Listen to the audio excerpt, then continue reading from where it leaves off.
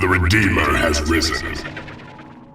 Hey, what is up guys, Master here coming to do another video commentary, and today I have a cast of another 2v2 for you, and it's going to be on the most played map of all time. It's going to be Forgotten Forest, and let's get into this game, shall we? And that's a bit loud, let's just turn this volume down a wee bit. And of course I do have to alt-tab twice for some reason on my new PC, otherwise the game just stutters like hell. But yeah.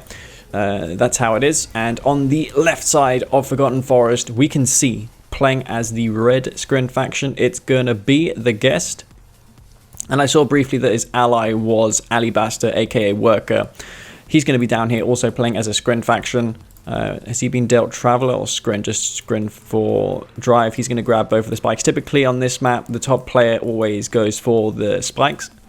I don't understand why that has to be. I mean, if you are the bottom player and you go for the spikes, your ally could expand to the middle field and you could do an aggressive build, and your opponents may not even expect that. So yeah, that's something that could potentially shake the meta up in the future, who knows.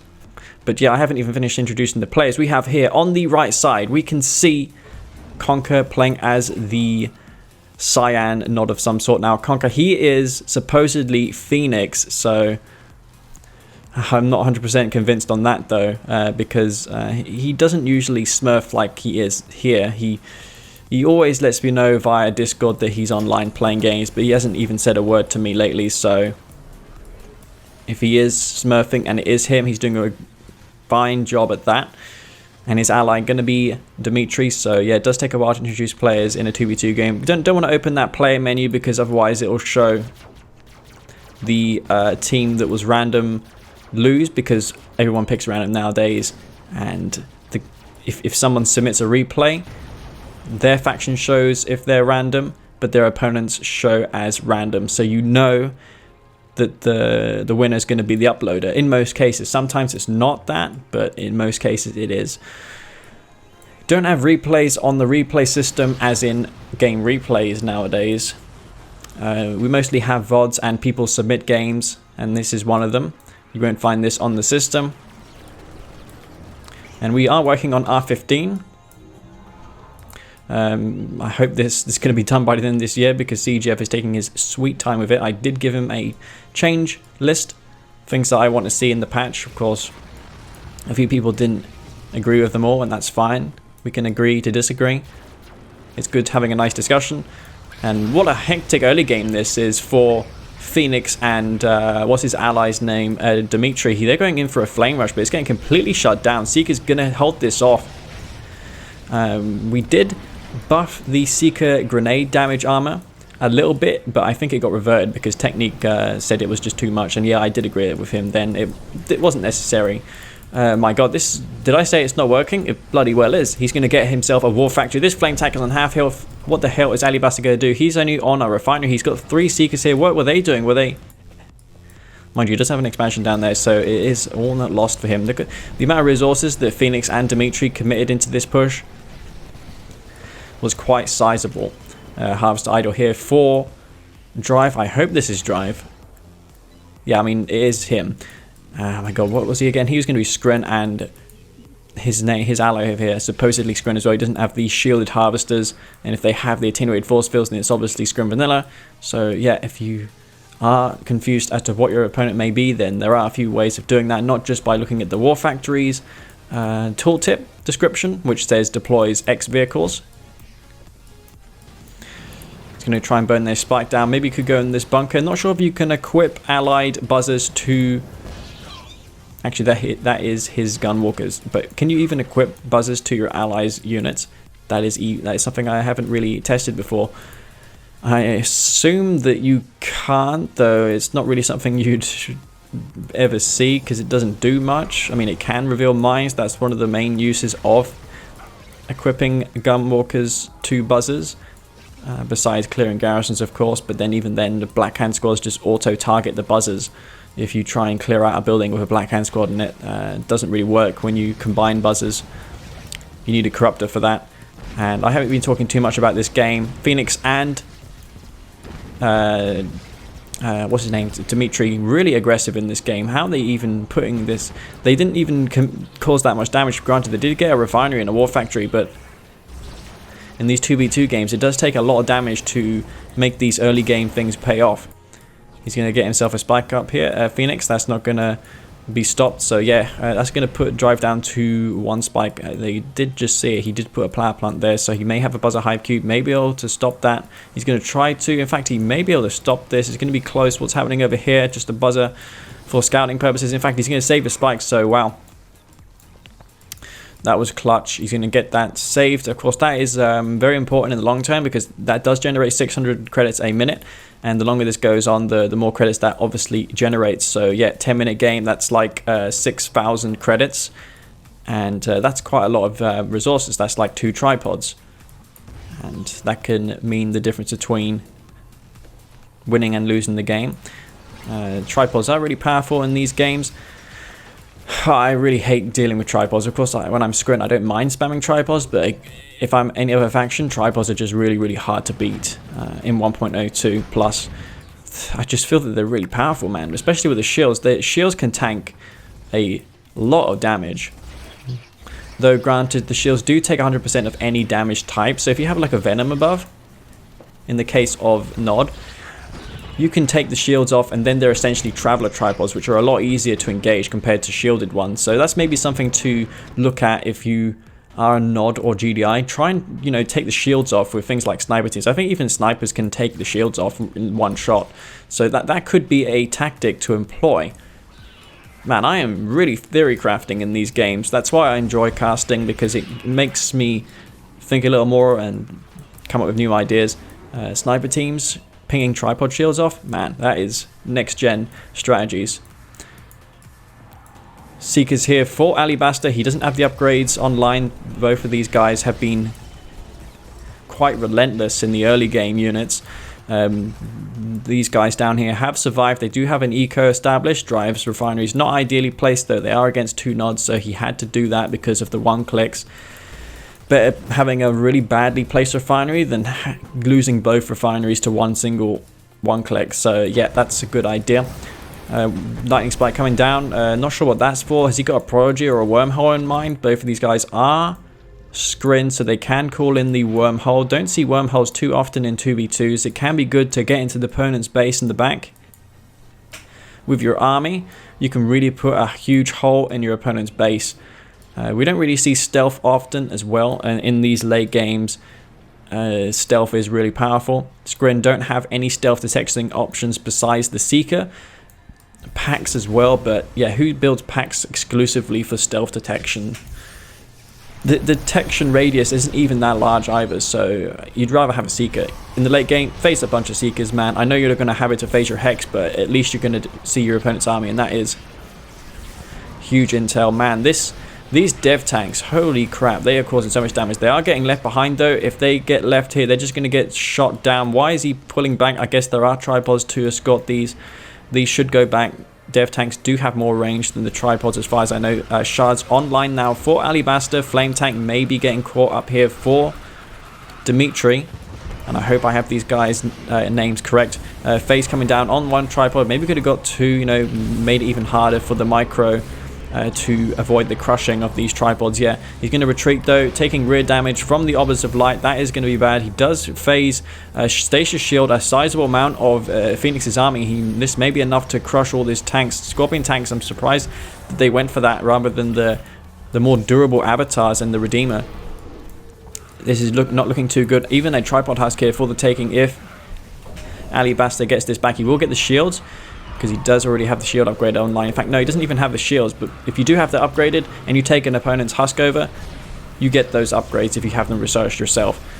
And yeah, these Seekers going to get shot down completely. Maybe not a wise idea, you know, getting these Seekers destroyed like this, because they are useful not just for this fight, but for, you know, harassment and anti-air. They're really good versus Vertigos. Flame tank in here in the top. He's going to take a chunk out of this base. Oh my god, look, all the tech is here. The Rift Generator as well has Drive got his MCV here. Yes, he doesn't. He doesn't even have a a storm column queued. What's happening over here? Some Seekers going to find their way into the bottom here, but it looks like Phoenix is already onto it. Both sides are queuing forces, but unfortunately they're leaving this engagement, and the Hexbot's just going to get experience, and he's just going to kill these obelisks. He's not even going to lose a single unit here, so this is terrible for Phoenix. He's going to try and block with the Tiberium silos for now. Those do have more health than the GDI ones. Flame tank here. Is it going to get this super weapon? It probably did not. Alibasta, his ally, is going to respond. Going to respond to this. I mean, if he had some backup, he could have got that.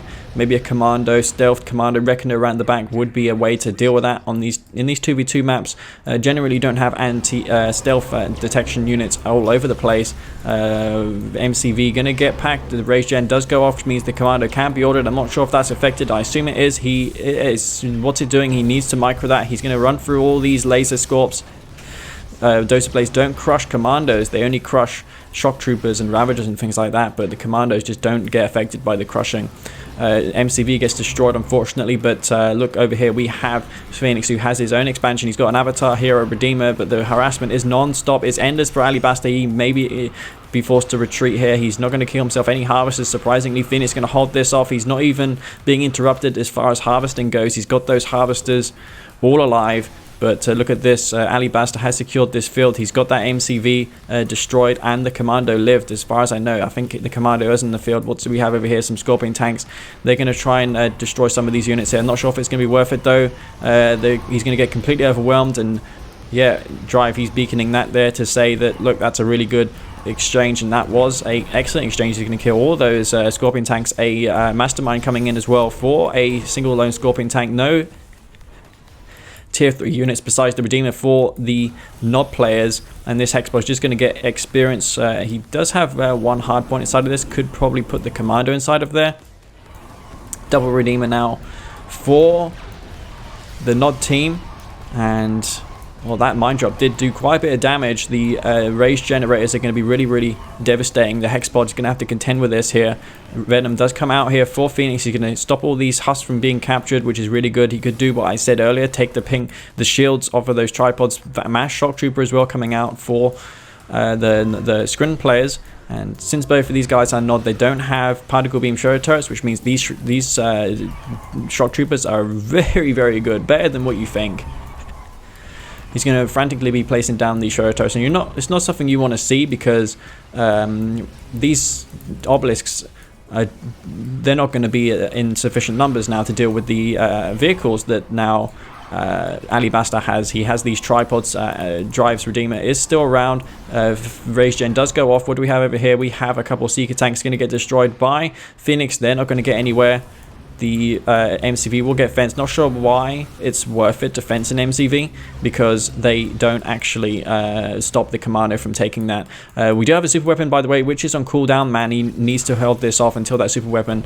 The Scrin players here can wait until that is a thing, and then they can make great use of that super weapon in a huge engagement. Probably take out this expansion here if they desire, but probably better off taking out the army. The Hexbot is ranked up now. It is veteran. He's going to go in for this Redeemer, because it did just use the Rage Gen. He may want to go back, though, just in case it has recharged, because then the tripods would all get crushed. And tripod over here, which will go in and